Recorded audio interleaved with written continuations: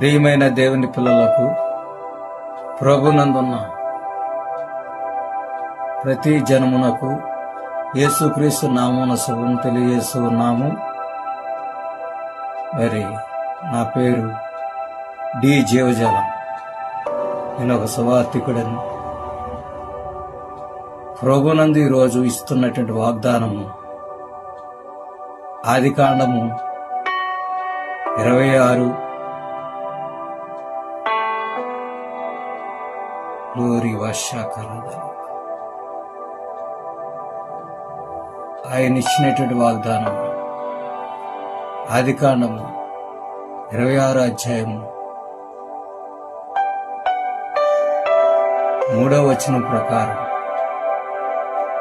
ఆయన దీవిస్తున్నాడు, ఆశీర్వదిస్తున్నాడు.